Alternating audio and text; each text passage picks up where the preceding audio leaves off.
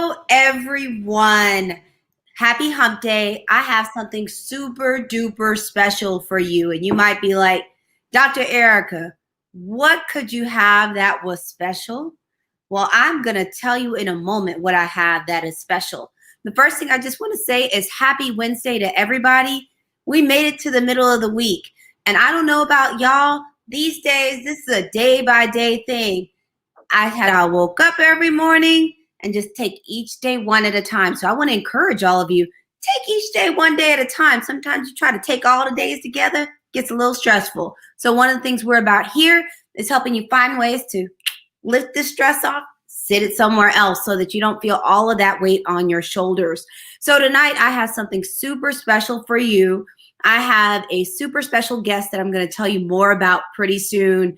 But oh my gosh, you are going to love Ursula Holmes. Like when I say you're going to love her, you are going to love her. Like straight up be ready to sing Jennifer Holiday. You gonna love me. You gonna love her. I just want you to know I'm going to end my vocal stylings right there because my vocal stylings typically I have a voice even my mother doesn't love. So I am not going to sing for y'all tonight because it's not going to bring sexy back. But I have a couple of housekeeping tips to do off the top. The first thing is share. Please share. You can just hit button share. If you want to be super fancy, button watch party, all the good stuff on the bottom down there. The next thing is you can tag someone that you feel like needs this. Tag them, tag away, tag to your heart's content. The next thing, if you're watching it later, don't even worry about it. Just put hashtag replay in the comments. We will make it happen. So I am your host, Dr. Erica, double board certified and Harvard trained psychiatrist and integrative lifestyle coach. I am on a mission to help women feel seen, valued, and whole on their own terms. But today, you know what? It does not matter your gender.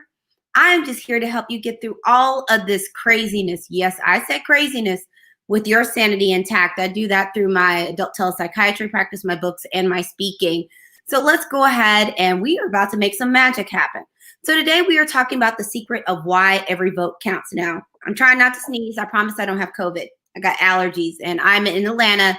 Everybody that knows anything about Atlanta knows everybody has allergies in Atlanta, even if you never had allergies any other time in your entire life. So if I sneeze, it's not the COVID.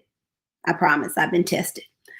So the topic today we're talking about is the secret why every vote counts. The reason we're going to talk about this is there are a lot of, I have a friend, Dr. Kwame, when he talks about his kids, he's like, they have big feelings. People have had a lot of big feelings, lots of emotions around this election period, and things are ramping up naturally because the actual election day is Tuesday, even though they've been talking about this as being more of kind of election season because of the ability to early vote either in person or by absentee ballots. And what I wanted to do was bring everyone together to talk about some facts because a lot of times what makes us have all of these emotions is the uncertainty. So I wanted to bring in an expert that can actually give some education so that you don't have so much uncertainties, which will hopefully give you a little bit more grounding and make you feel a little bit more emotionally settled. So as you come in, just let us know how you're doing. Let me know where you're watching from.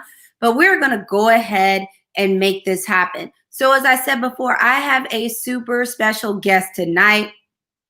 Can you tell I'm excited? I'm so excited.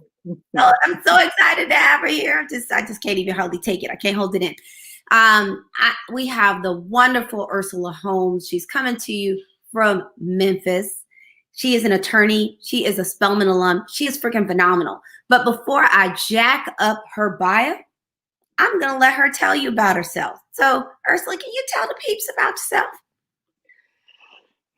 I guess I could do that, Erica. Hi, everybody. My name is Ursula Holmes. As Erica said, I am an attorney. I've been one for about 24 years, almost 25 years. I practice in Memphis, Tennessee, licensed in Tennessee, Mississippi, and Arkansas. I am a proud native of Mound Bayou, Mississippi, which is the oldest all-Black town in the country. And as she said, I'm also a Spelman College alum. I'm also a member of Delta Sigma Theta Sorority Incorporated. And I'm also a graduate of Vanderbilt University School of Law. So that's the spiel. Hey, I'm impressed by the spiel. I don't know Well, if people out there are. I know I am. And you all are just in for such a treat tonight. So as we were talking about doing the show, one of the things that's very clear is that there is so much misinformation going on or just out there, period, about what voting is, what voting means. Can you talk to the people a little bit about some of the differences between voting locally versus voting federally? Yeah, well, let's start here. Voting, period, is important, whether it's local, whether it's state, whether it's federal. And I think, that's something that we'll talk about as we go along. But I think, that kind of plays into why people are disappointed in, what they expect their public officials or public service to do, because they don't quite know what it is that they do. So as you know, in less than a week, we have the presidential election. We'll also have a few congressional elections, and you might also have some state legislature elections on your ballot. You might actually have some local elections on your ballot. It's important to vote in them all. And quite honestly, we should want to vote, especially as African Americans, because we just got this right, quite honestly, about 55 years ago with the Voting Rights Act. Before then, we had to deal with a lot of different impediments to voting, from poll taxes to literacy exams. And, I was just talking to my mom today.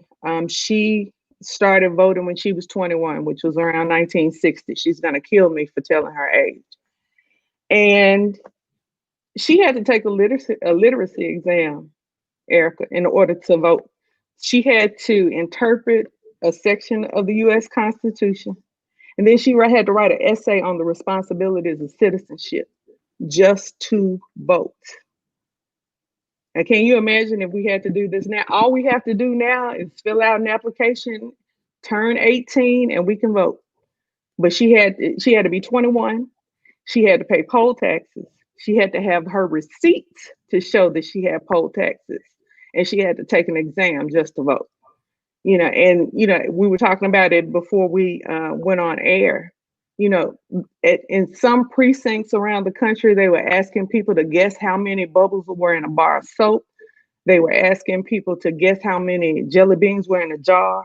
This is, so this whole notion of us voting is something that we take for granted, but we shouldn't, because this is something that we couldn't do.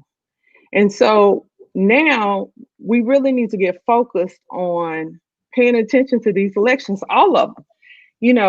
School boards, city council, the judges, the district attorneys, all of these. And this is the thing.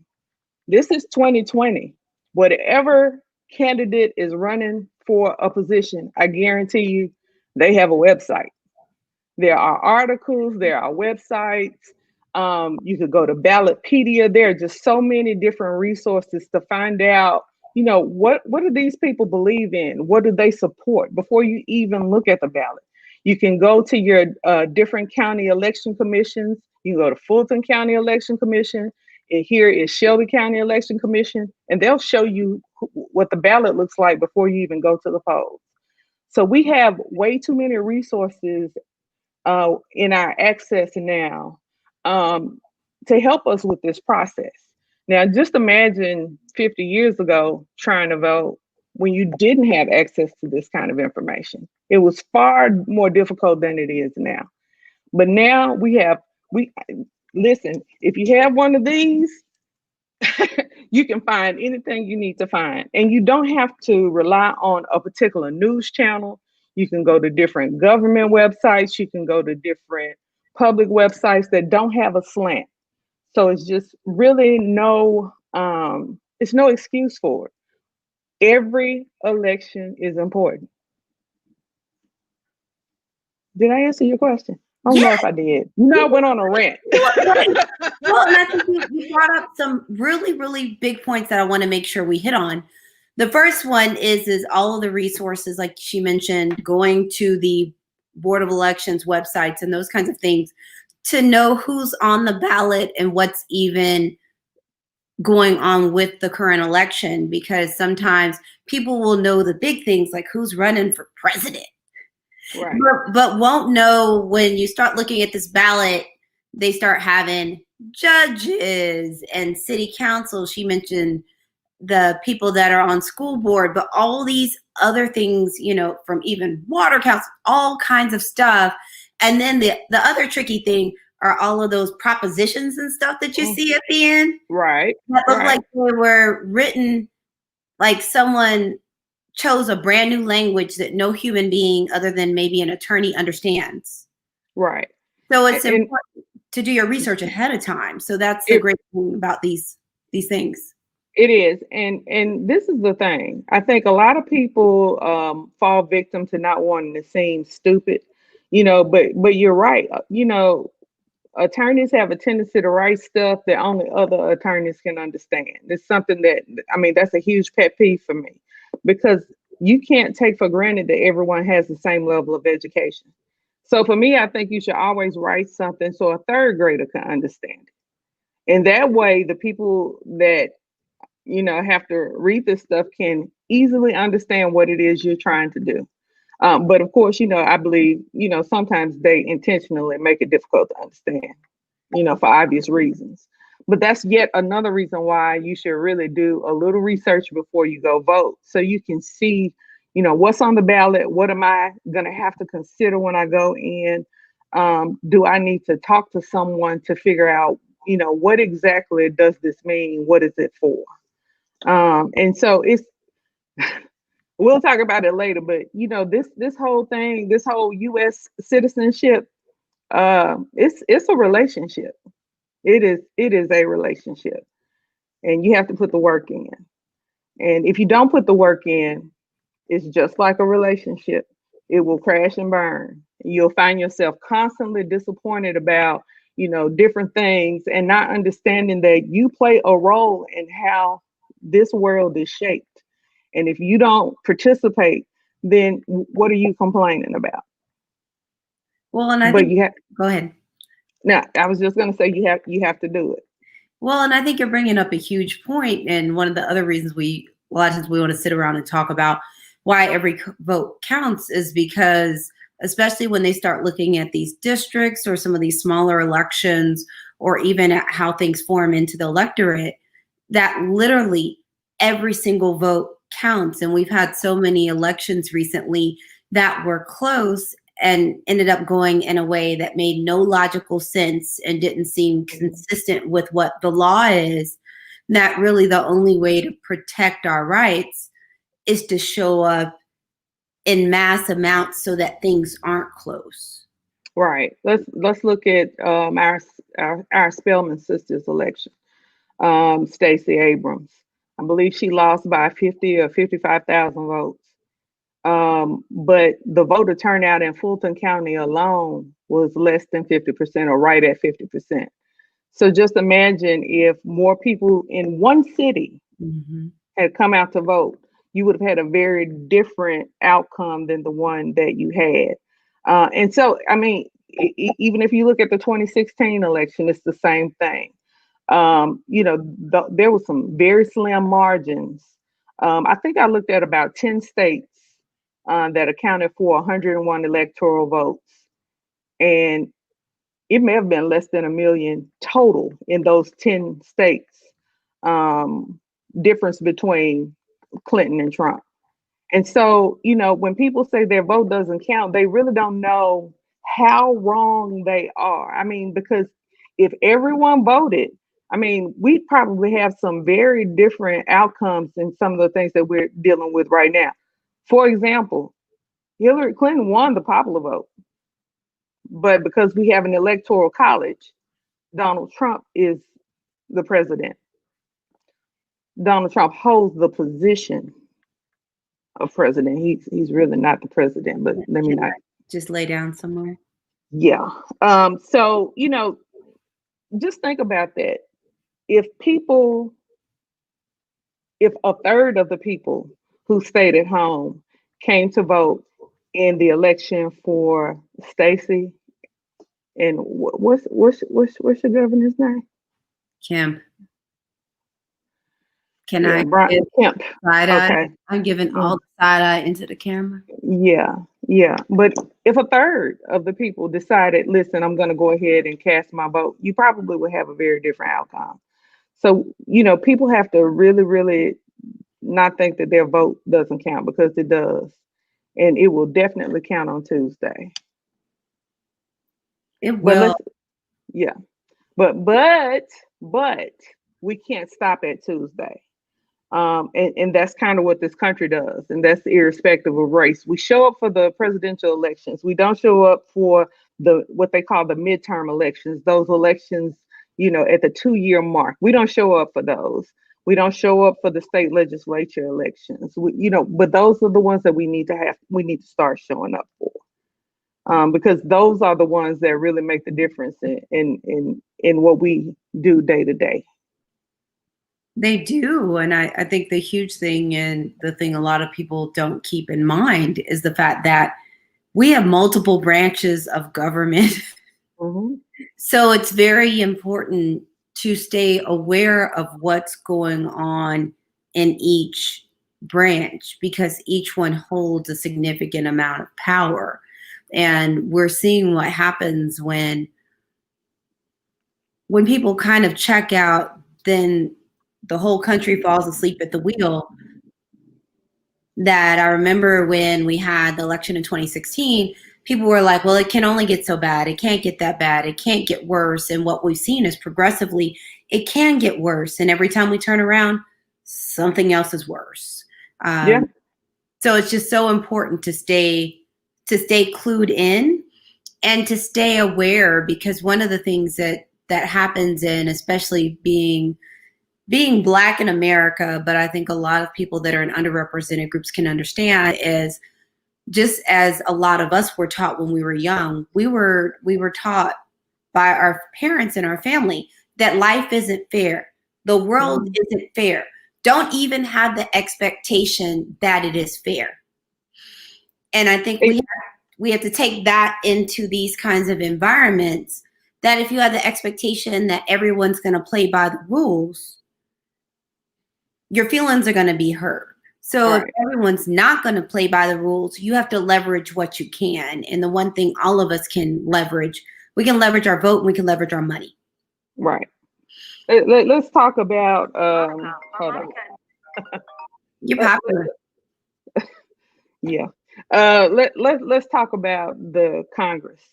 Okay, because when you brought up a good point about things not being fair, and part of that is because, for the most part, people are making decisions about our lives, but they don't look like us, and they don't relate to us.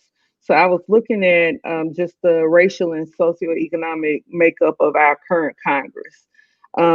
Despite the fact that the average age of the U.S. citizen is 37, the average age is 57 for Congress.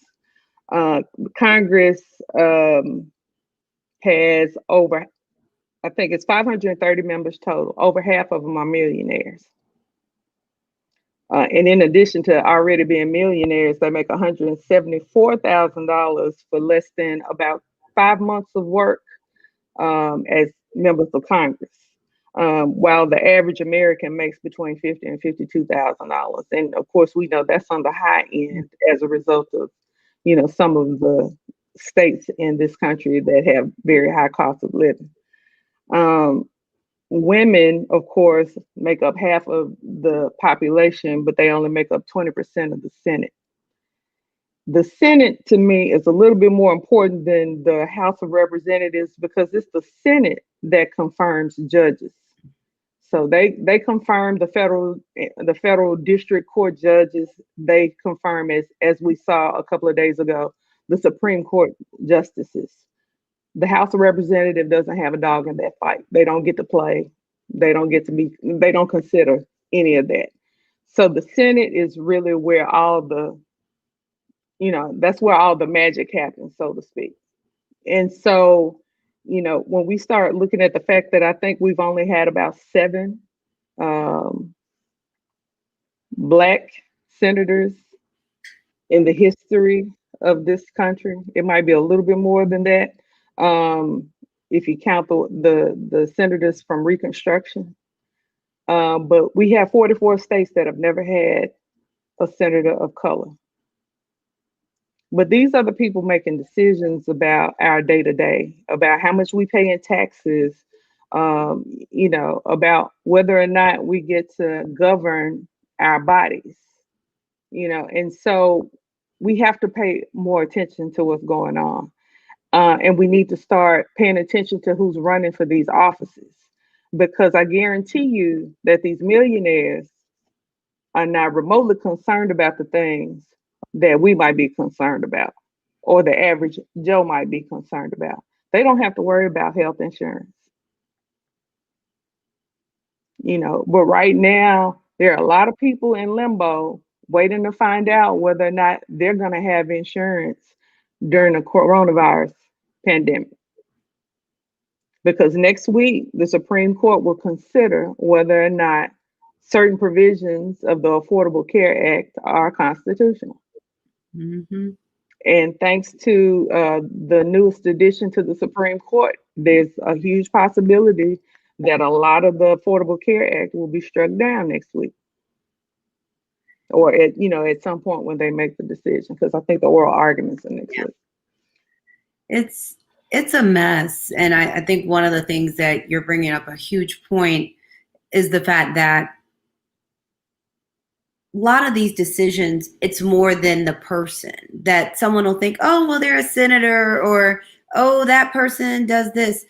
It's a lot of these folks hold a wide variety of power that reaches further than what may be obvious. Mm-hmm. So when you start looking at judges, that also the other thing is, depending on where in the stream of judges they are, there's kind of natural ascension that takes place. Mm-hmm. So unless you just either totally mess up or someone doesn't like you, and sometimes it's because they don't always like us. Right. You may be hanging out there a really long time. Some of that stuff functions like traditional government jobs. Right. Right. And if you're not paying attention, you're asleep at the wheel when either you're looking at the level where the judges are appointed, so you're looking at who's appointing them, or the area of these other judges that they were being confirmed and those kinds of things, and they're making it to Supreme Court. They're Supreme Court for life, but you're still looking at what's going on with all these other levels, including appellate judges.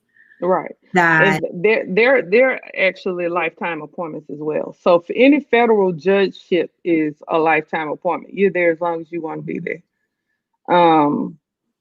At least for the district court. I don't think that's the case for the magistrate judge, but I'm getting into semantics now.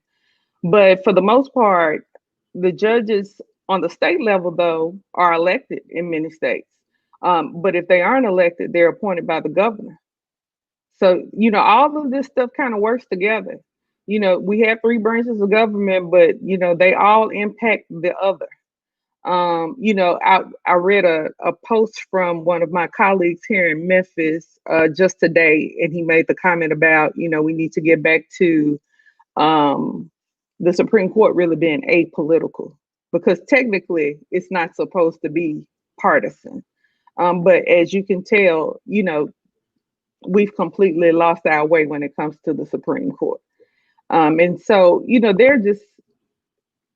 there are just so many things right now that are problematic, that will remain problematic as long as the American people decide that they aren't going to participate in this process.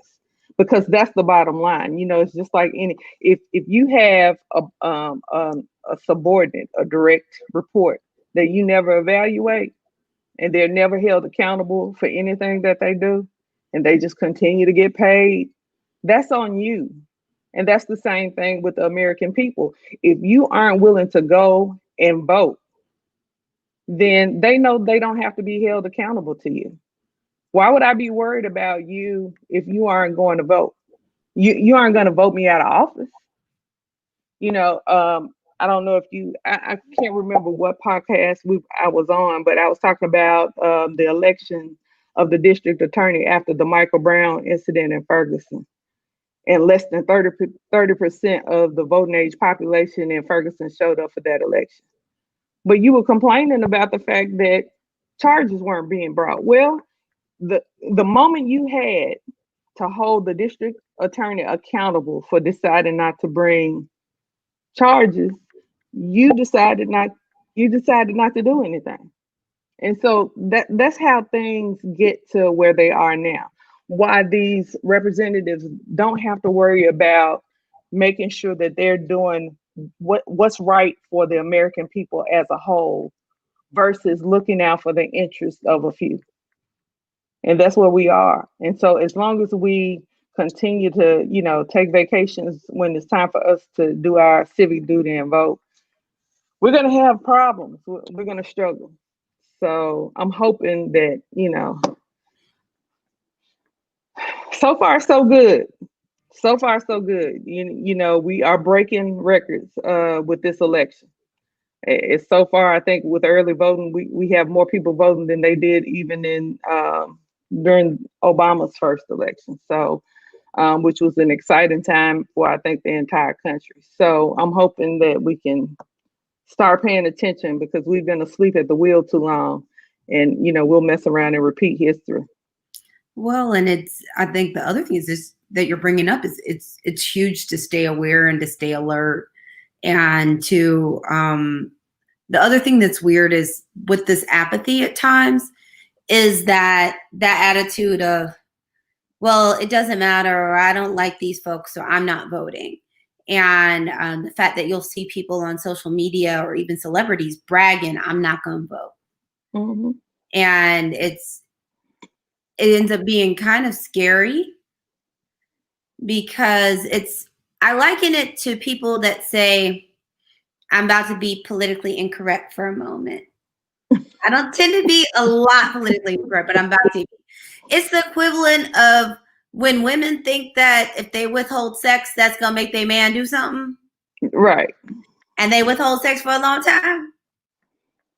And then they don't get the response they want. Right. Because that's not always the leverage point. Right. And I feel like voting's like that too, where it's one thing when it's not super critical and there's something not huge going on, but it's another thing. It's part of it is you want to say, I'm going to vote for you. I need you to earn my vote, but you still got to vote, kind of that like, I don't like you, or I can't get over the fact that Bernie ain't running, Right. Right. I mean, yeah. And we saw a lot of people that I think call themselves punishing the rest of the country because, Bernie Sanders didn't get the Democratic nomination, although he's an independent. I'm still not understanding that, but I digress. But that's the thing. Every election is important. Whether the press gives it a whole lot of attention or not, they're all important. These state legislature elections are probably even more important than the federal elections, just because of what they're responsible for. And that brings up another point. We love to look at these presidential candidates and say, well, they aren't going to do anything for Black folks. Well, let's stop. What exactly is it that you're looking for, first of all, that you believe these presidential candidates aren't giving? I hear a lot of people say that, but you never get the full explanation. What is it that you're looking for that they aren't providing?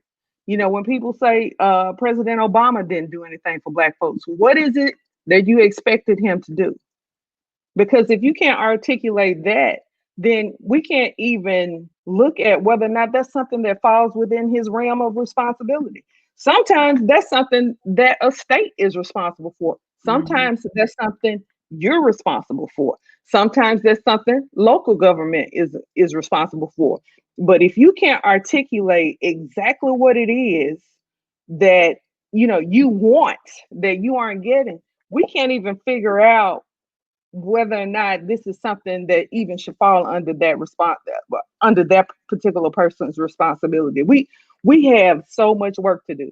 I intend to look at this contract for with Black America, because I'm really curious to see, you know, what it is that Ice Cube decided he wanted to work with the president on, because I really want to. I want to figure this thing out, because I don't want my people to continue to make comments like that when the reality is that's not even something that falls within their responsibility to start with. And so, you know, you're setting yourself up for disappointment. So, you know, we have to start being able to articulate exactly what it is that we want in order to start working toward getting those things. Well, and that was a wonderful segue. You must have been up in my head about the fact that there are so many things that are decided on a wider level than simply the president. So I'm going to bring it back to mental health for a moment. So a lot of people that get their mental health care, there are a lot of things that go into it. One, for a long time, there was an issue with parity because how even private insurance covered mental health care was very different than it covered anything else. And we'd end up sweet spots where you'd have these significant deductibles, but a limited amount of coverage. So people that had significant mental illness, they blow through their coverage really fast, and it would be like they didn't have insurance. And one of the safeguards against this, because even in a world where there is this wider umbrella of coverage, there are still holes for mental health care. And one of the things that's really important when you're also looking at these different elections is on a federal level, some of that may set the tone for Medicare and Medicaid. But a lot of it's Medicare because a lot of Medicaid is held in states. Well, Medicare billing sets the tone for billing for everybody. So even the private payers look at how Medicare is handling reimbursements or what levels people can bill at. So you have that on one level, and then also how well Medicare works depends on how many people will take Medicare that are not either state or local government sponsored entities. Because if the reimbursements are bad, the thing doctors don't tell you is if we're not getting paid for treating you, and everyone thinks we're all getting paid, most of them are not, then it costs us money to see you. We effectively paid to help you. And then when you get to states, a lot of the funding for, like here we have community service boards, but if you think of kind of community mental health centers and some of these public hospitals and even private hospitals that will contract out to have beds for people that are uninsured, that is determined by these budgets. Who makes the budget? Your state and local government make their budgets. So if they either don't care and don't put it in the budget, or they are feeling like, especially it comes up a lot for mental health, that mental health isn't a priority, then you lose the resources. So it funnels so many places. Even in Georgia, we actually lost quite a few of our state hospitals. They just don't exist. There's nothing that really replaced them. There aren't any new freestanding there aren't really many new freestanding hospitals or new private hospitals. Those beds are just gone. So people that need that level of care, it literally just doesn't exist. And so I think from a mental health care standpoint, one reason this stuff is critical to your mental health is if you do not have people that care about these things, it's not going to be budgeted for the services to be there for you. And that also helps with these things, help people that if they lose their private insurance, which has happened to a lot of people in this era of COVID where people lost their job. A lot of our insurance is tied to your job. And is also going to be a huge issue if they gut the Affordable Care Act, because there will be people that no longer have coverage. That having all of these safety nets and all of this public funding makes a huge difference. And the other thing is if the budgets suck and you even have some of these resources, if you have no money, you can't pay people appropriately. If you can't pay people well, who's going to be providing the services? scrubs. Right. You're not going to have the most skilled people, not just doctors, but social workers, your nurses, your administrators. The organizations won't be able to afford to pay them well. So Right. you will not have as much quality. And one of the ideas is that we would all hope that you can get the same quality care if you have no money versus if you have lots of money. Right.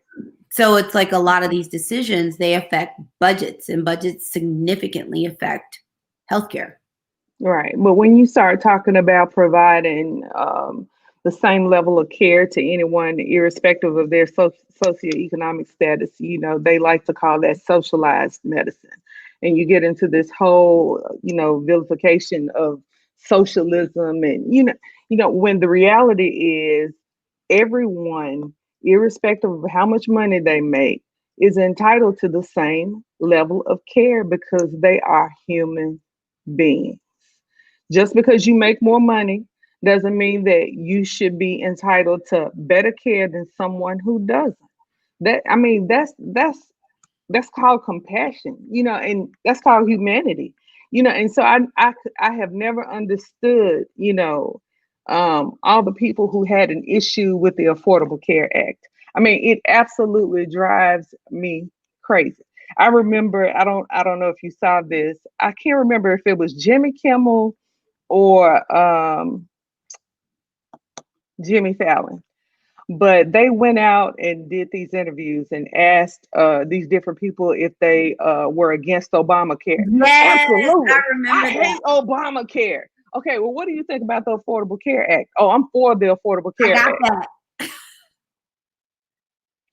It's the same. You see what I'm saying? But because they called it Obamacare, it was problematic. And that's why it's problematic now. It's not problematic because of any of the different features of the act. It's problematic because it's referred to as Obamacare, and they can't deal with that. I saw some interview not too long ago where President Trump said that in his health plan, they were going to require that insurance companies cover people with pre-existing conditions. Well, dude, that's what the Affordable Care Act does. So that tells me one of two things. Either you think your supporters are too stupid to know that, or you don't know what the Affordable Care Act says. It's one of the two. But that's what I mean when I say that citizenship here is a relationship. You have to put the time in. There are so many different pieces to this puzzle. It's unreal. And I don't envy the doctors out there and what you all do, because I've seen enough of the reimbursement rates and how all of this stuff works. And patients can get really frustrated with how this process goes and getting prior authorization and all of this. But that's an animal of the insurance company. That's not an animal of the providers. And so, when you start looking at these politicians that you're voting for, you need to see who's also contributing to these politicians, to see whether or not they're in the pocket of these insurance companies, because there's a reason why there's a whole lot of resistance to the Affordable Care Act. And it's not really coming from the regular Joe or Joe the plumber. It's coming from those insurance companies. And so, and they're the ones that are financing these senatorial and congressional elections. That's who's doing it. And so, it's a lot of work to it, but you need to pay attention so you can understand what's going on. It impacts every aspect of our lives. It really does. Yes, it's pretty amazing. And I think the hard thing is that there are so many layers to everything. Mm-hmm. But one of the things I'd like to encourage people is do your research. Mm-hmm. The next thing is people died for our right to vote, and Mm-hmm. they are actually still dying for Mm-hmm. our right to vote. So it's something to take very seriously, because if we don't take it seriously, things have been a little unpredictable. There's no guarantee someone might not try to take it away. Right. For real. Um, Right. and one of the things that a lot of societies and cultures do better of is remembering where they've been and how things have been janky. Mm-hmm. But just as much as communities will talk about, like, the Native Americans, they didn't forget the Trail of Tears, Right. Right.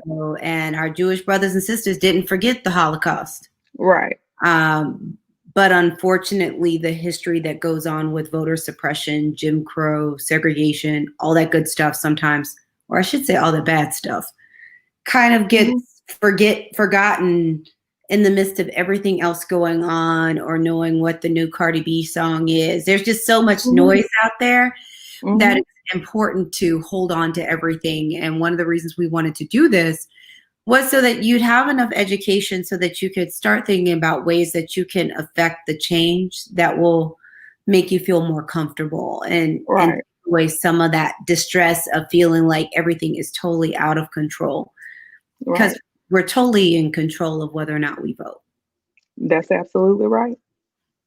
And we're in total control over whether or not we hold the people who are um, they are appointed or voted in or elected to serve us. They're accountable to us. And so it's time for us to show them that they're accountable to us. And the best way to show them is to show up at the polls. And then perhaps we can start getting more policies that are geared toward the greater good and not the bottom line, because that is the driving force for a lot of what's going on and what's been going on for the past several decades. And that one other thing, they always want us to get over stuff, but the stuff that they want us to get over just stopped happening on a wide scale. But quite honestly, if you talk to us now, I mean, it's almost like we're repeating history. But it was just in the 60s that Black people were being killed for trying to get people registered to vote. I mean, Fannie Lou Hamer was beaten in a jail cell. She wasn't beaten; she was beaten in a government building for trying to get people to vote within an inch of her life. In, I believe, Liberty, Mississippi, a man was shot and killed on the courthouse lawn in broad daylight for getting people to register to vote. Black people registered to vote. And nobody was arrested or convicted for the beatings of Fannie Lou Hamer. And of all the deaths in Mississippi, I found none that, the murderer was caught, the murderer was arrested or convicted. So, these things were done without any consequence to the people who perpetrated them. And so for that to be our backstory just 55 years ago, 60 years ago, and for us to flub our nose at going to the polls is really a disservice to the people who sacrificed their lives for us to have this right. And it's really frustrating. It's really frustrating. Well, I feel like you started bringing us home, so I know we've had people kind of held captive a little while, so we'll start wrapping it up. I don't want someone to have to come out with Dave Chappelle with the wrap it up box. Hey, it's Facebook. They know what to do. I know. So do you have any closing remarks or pearls or things you want to drop on the folks? Well, today, my pearl is please go vote. If you have not voted yet, I know this is a dangerous time, but if you have to put on 2 masks, a face shield, some gloves, and a hazmat suit, please go vote. And don't just vote in the presidential election, vote down your ballot. Get on the internet, find out whatever it is you need to know about these candidates. If you have trouble figuring it out, you see my name down there, send me a message and I will look up wherever you are and help you figure it out, because that we have to stop feeling ashamed that we don't understand this process and put some time in and talk to people that can help us figure it out, because this is something that we have to do. That's where the power is.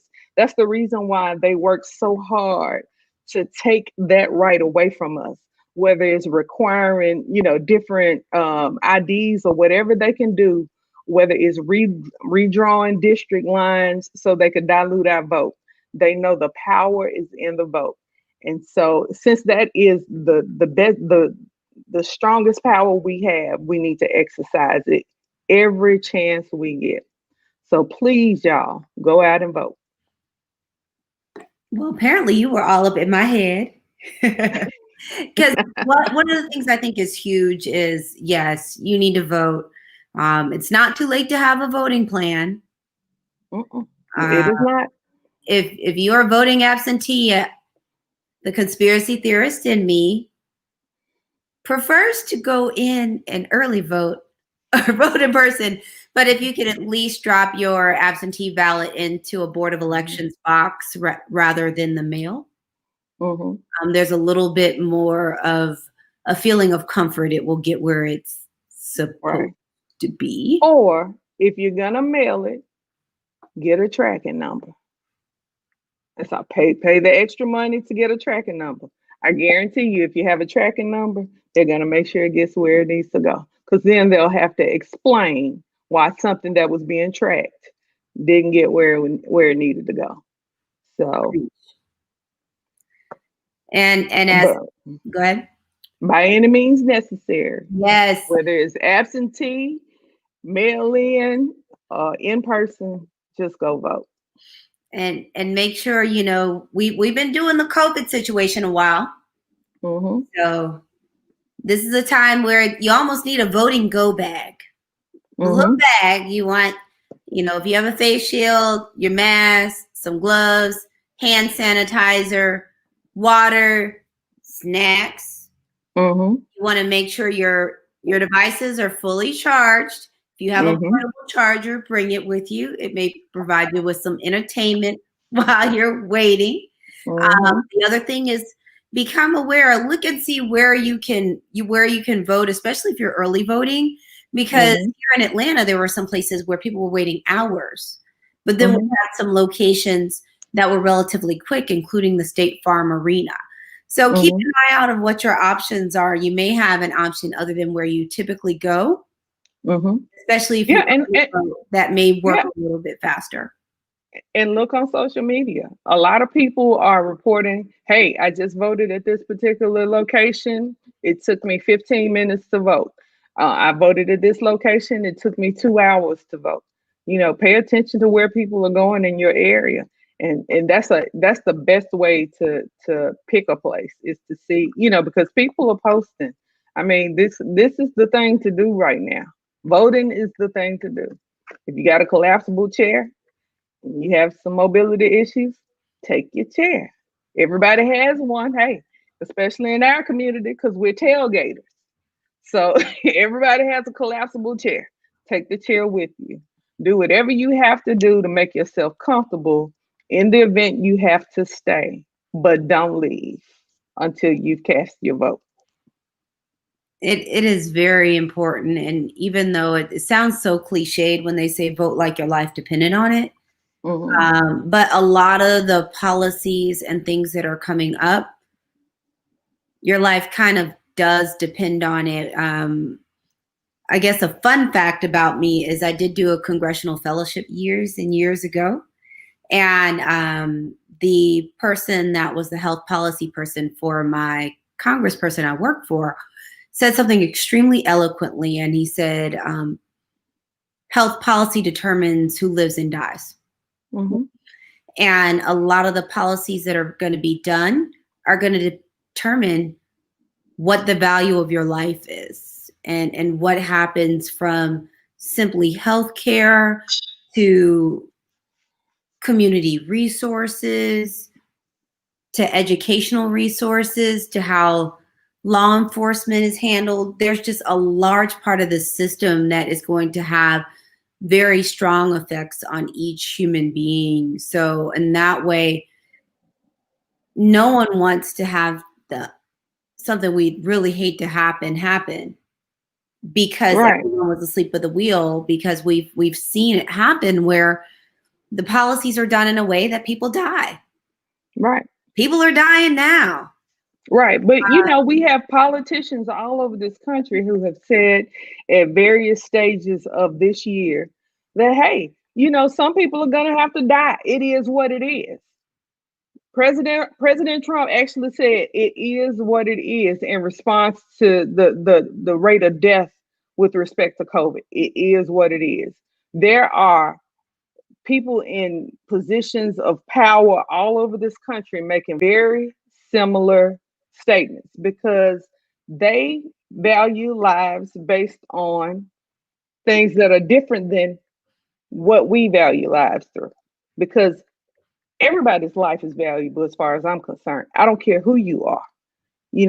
But that's not everybody's attitude about this. And so those are the things that you have to look at when you're talking about somebody representing you when it comes to creating policy for us. And so that's why all of this is important. We have to start connecting the dots. Why all of this matters.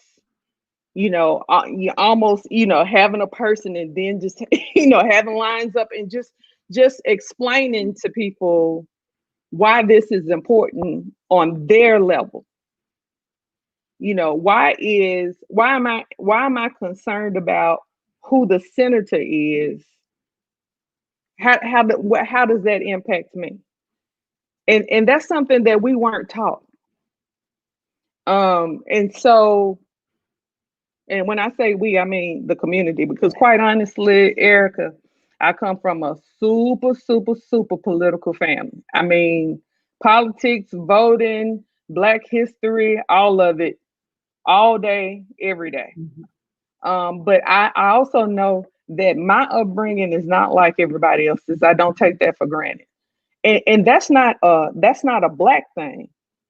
That's across the board, because if you look at the voter turnout for the country, at one point it was less than 50%, even for the presidential elections. So that's not but this is the thing. It impacts us differently. Because we have different needs, we have different challenges, we have different history. And quite honestly, there are some things that are generational that people will not acknowledge that we have to deal with, that they don't have to deal with. So, it's a little bit more important, as far as I'm concerned, for our race to be hyper focused about stuff like this, because when things go left, they really go left for us. Look at COVID-19 and the disproportionate impact it has on us. Look at mass incarceration and the disproportionate impact it has on us. So we have to be a little bit more hyper focused about the things that we do have control over. And voting is one of those things. And it's the one thing that we have a tendency to just completely disregard because we haven't connected the dots. So that's something that, every chance I get, I try to connect the dots in my social media posts, because I want people to understand how all this works. Because if you don't understand how it works, it's difficult to see why it's important. Indeed, okay. Indeed. I'll stop ranting. Your ranting is good. I'm down with all the rant. Definitely, I'm totally down. But one of the huge things that we're basically just saying is that it's important to stay aware, to stay alert, and in this time of uncertainty, there are things that you 100% have control over. You have control of whether or not you vote. Mm-hmm. You have control of who you vote for. Correct. You're in control of what decisions you personally decide to make. And this is a time where I try to remind people, in this time of uncertainty where people have so much anxiety and frustration and distress around the uncertainty itself, is one of the cures, and one of the ways to combat that is reminding yourself all of the things you're in control of. Right. And this is something that you are 100% in control of, that can have long lasting ramifications. So I want to encourage people, to hold on to these things that you're in control of. And voting is one of them. And by holding on to that control, exercising that control, it will help alleviate some of the fears and angst around it. Because I can speak for myself that I definitely felt a little better after I was done voting than trying to figure out where I was going to vote, how I was going to vote, how long I was going to vote. But, you know, the one thing I don't want to see happen is people start waiting to the last minute. And I know early voting here initially, before people started finding out a lot about State Farm Arena, it was a zoo. It was a total zoo. And what I don't want to have happen, because we've had so many election shenanigans, not just in Georgia, but we've had quite a few, is that you wait till election day, because quite a few places you can still early vote through this week. Right. Is that you wait till election day, it goes left, and you're just there forever and ever. The great thing about early voting is you have some flexibility. So I'll use myself as an example. I went to the place in my location by my house, but my backup was State Farm Arena. So I was like, if there's a long line where I typically early vote, then I will go there. Naturally, mine was medium. So I was like, well, the 16 minutes takes me to get to State Farm Arena. I can just wait here. But if you do it early, you have a lot more flexibility, because also usually there are more polling places for you to vote at, even if you early vote, than if you vote on election day. And then election day, you're just stuck. It's like if it's a zoo and it's crazy, you're stuck waiting it out, versus if you do it early, you just have a little bit more flexibility. And then when we get to election day, and I'll probably hop on, that's my growth groove with Dr. Erica Day. We'll talk about some ways to just kind of woosah. Yeah, and we definitely need that. Can you do that on Monday? Because we'll need it in preparation for Tuesday. I'm usually on a Monday. We'll do Monday and Tuesday. Okay, all right. Because I'll be watching, because I'll definitely need it for Tuesday. Yeah, so we can get ready. Yeah, and the other thing is, y'all don't be too don't let the lines fool you this year, because remember, now we have to socially distance, and so a line may look long, but it's probably it might be a combination of things. You know, it's not necessarily a lot of people. It might just be the distance between people, because people are 6 feet apart. I know somebody who went to a polling place here, and it was a super long line, and it took them 25 minutes. But the line looked so long because, you know, there were 6 feet between each person. So, you know, don't get too worked up about the length of the line, you know, without, you know, taking into account why it's long. But just be prepared to stay. I was prepared. I had a folding chair. I was ready. Well, I was ready.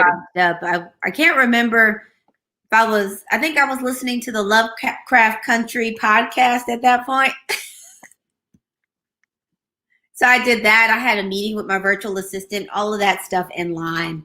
But I just want to encourage people to remember that you are not helpless. Sometimes the world and the environment is telling you are helpless, but you're not. Right. So since we're going to start wrapping up, the next thing I want to tell you is, you know, if you felt this was helpful, please feel free, or I'd like to encourage you to share this with others and to tag other people. Again, if you're watching this later, don't even worry about it. Just put hashtag replay in the comments. We'd love to know you are here. I'm just very thankful and grateful that you have chosen to spend some of your valuable time with us. The next thing I'd like to ask, I have 2 asks for you. One ask is that you share this information with others and help be a catalyst for everyone to be more educated, so that we can all collectively make better choices. The second thing I want to ask you is my normal prescription, which is to call at least one person and tell them that you love them. It will make them feel better, and I can almost guarantee they will tell you it back, and that's going to make you feel better, because we're going to make it through all of this craziness with grace, love, and hope. So I want to make sure that we're also being agents of love, and that can actually help make you feel better. If you're feeling a little down, you call someone you get to have some connection. And right now people are really struggling with feeling disconnected. So as I said before, I am your host, Dr. Erica, double board certified and Harvard trained psychiatrist and integrative lifestyle coach. I'm on a mission to help women feel seen, valued, and whole on their own terms. It doesn't matter your gender. I'm just here to help you get through all this crazy with your sanity intact. I have a telepsychiatry practice, which is at askdrgoodwin.com. That is askdrgoodwin.com. It's going to scroll right. Can't get my finger in frame. Down here.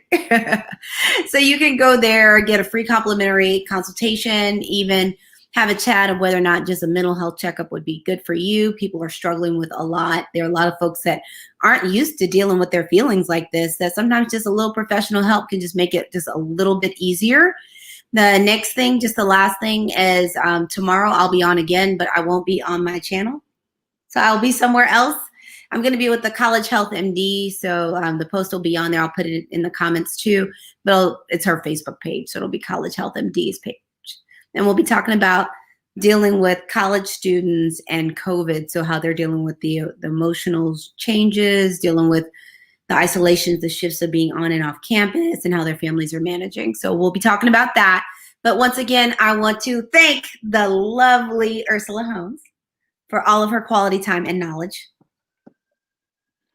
Let me say this before we get off the phone. Lord, it's been a day. Before we get off, I've known you for almost 30 years. Can you believe that? And I just want you to know I'm incredibly proud of you. I'm so proud of the work you've done, the work you're doing, the work you're gonna do. What you do is very important, and I know a lot of people look to you to pour into them. So I just wanted to take this time to pour into you, just to let you know just how awesome you are, and I'm very proud of you.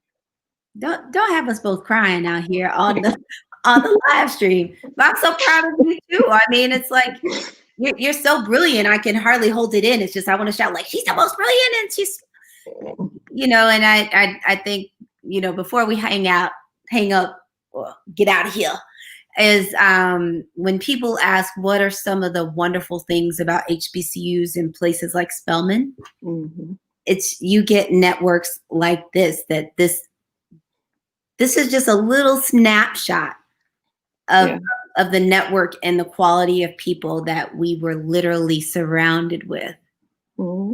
Yeah. And there's really no substitute for it. So yeah, it was an absolute blessing. It was a blessing, Yeah, I will forever be grateful to my daddy for this decision to force me to go to Spelman, because that was life changing. It was life changing. So it was. Well, but I'm proud of you, girl. I'm proud of you.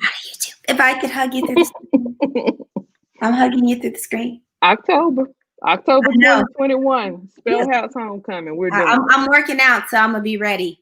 Okay. Yeah, I need to start working out again. I've just really fallen off the wagon. And don't let it cool off enough. I have my Spell House sweatshirt, but it's been too hot to wear it down. Yeah. I'm ready. So we're gonna hop out. Everyone have a wonderful night. I hope to see you tomorrow. And please just take your right to vote seriously and do your civic duty, not only for everyone else, but do it for yourself. Because you know what? You deserve it, and you deserve to be in the best country and society possible. And the only way we're going to do that is to actually vote. That's right. That's right. And despite popular opinions, we are Americans too. So exercise your rights. Indeed. Have a good night, y'all.